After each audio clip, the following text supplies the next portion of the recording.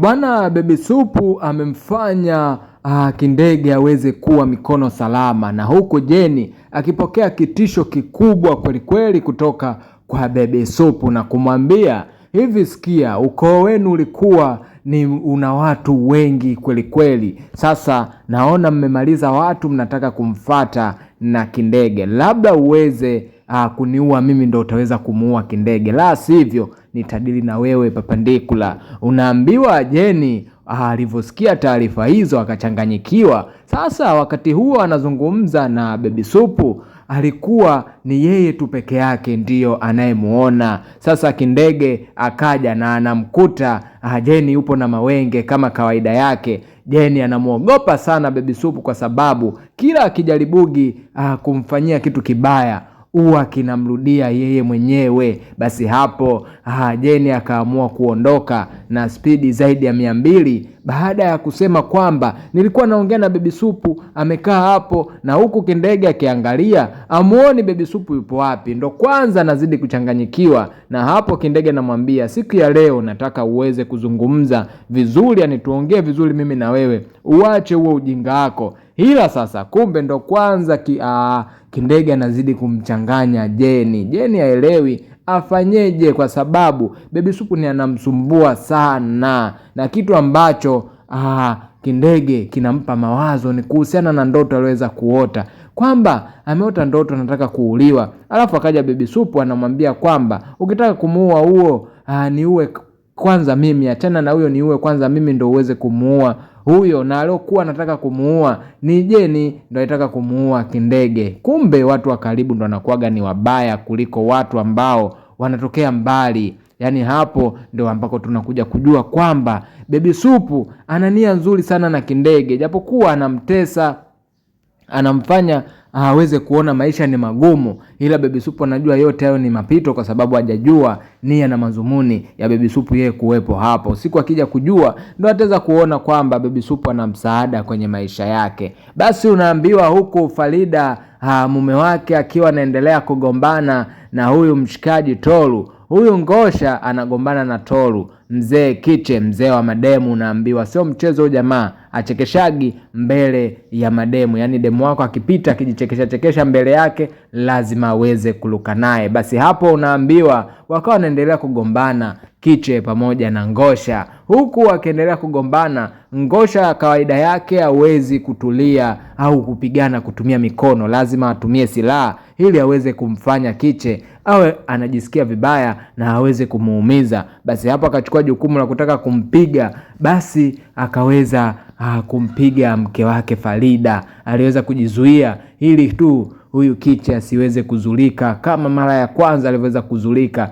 Bwana Ngosha alivyoona amempiga mkewe alafu akazima, akawa na wasiwasi mkubwa huu gomvi na hii vita Kiche akawa ameinunua, na akasema kwamba basi hapa ukisema chochote mimi nitakwambia wewe ndo umeua, na kama huyu amekufa basi lazima wewe utahusika. Wakawa wanarushiana kamba, ila baadaye Kiche akaamua kufunguka na kumchukua mwanamke na kuondoka naye kumpeleka nyumbani kwake. Yupo yeye na mdogo wake, akamhudumia mpaka hali yake ikarudi kuwa shwari. Yani kuna marafiki ambao sio wazuri kabisa ukiona wanapiga story na mke wako. Mfano kama huyu Jeni anamshawishi Kindege tabia mbaya, aweze kumfikiria vibaya Janeti kwamba ni mtu ambaye anatembea na mume wake. Na hapo Kindege akamwambia, yani hicho ambacho nafikiria mimi tayari nilishaweza kufikiria mara 2 zaidi yako, ila nikaja kugundua kwamba hawana uhusiano wowote. Ila kitu ambacho kinaniweka wazi au kinanipa mashaka ni kwamba hawa wana mazoea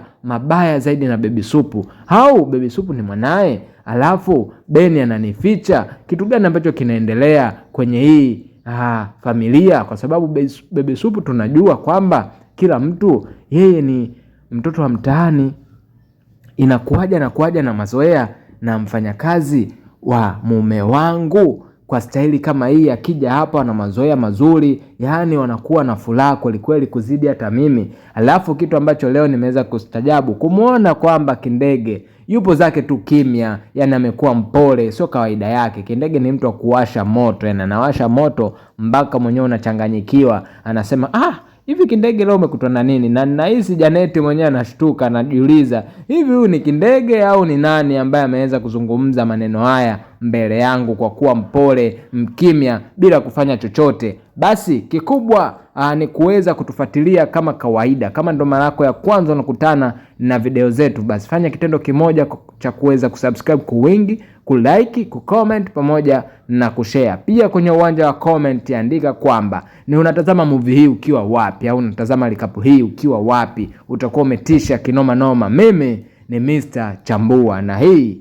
ni Mr. Chambua TV. Fanya hivyo uweze kusubscribe kwa wingi, kulike, kucomment pamoja na kushare. Tunaendelea na gurudumu la burudani kwa sababu ni kawaida yetu kuendelea kukupa burudani mtazamaji na shabiki ambao unakubali sana kazi tunazofanya na kuweza kutoa support yako popote ulipo duniani. Sasa hapo ndipo ambako kesi ilianza kuwa ngumu zaidi baada ya kuona Baby Supu anazidi kuwachanganya kati ya Kindege pamoja na Jeni. Hawa watu ni ambao wanazoea sana kumtesa Baby Supu. Sasa Baby Supu anaamua kuwachanganya ili wasimuelewe, na jinsi hivyo ambavyo inabidi iweze kuwa kwamba unabidi umchanganye adui yako asikuelewe. Yani akikuelewa lazima atachukua hatua yoyote ya kuchukua udhaifu wako ili aweze kukuchapa uwe kama ni fimbo unaambiwa. Basi hapo mambo yanazidi kuwa mengi. Sasa huku Farida amezinduka na Kicha anamwambia yani hapa uondoki. Farida akawa anabishabisha kama kawaida yake. Ila baada ya kupangwa na kuambiwa na watu wawili, akasikiliza ushauri wao na hapo akaamua kubaki kwa mzee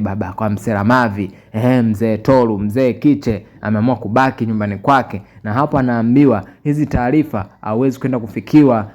Dada yako haambiwi wala mtu yeyote wa karibu. Yani tunataka tuone kule wao watachukua hatua gani, kwa sababu wenyewe wanaamini kwamba wewe umeshafariki na upo kabisa duniani. Basi hapo ndipo tunakuja tena upande wa pili, tunaweza kumuona Tami.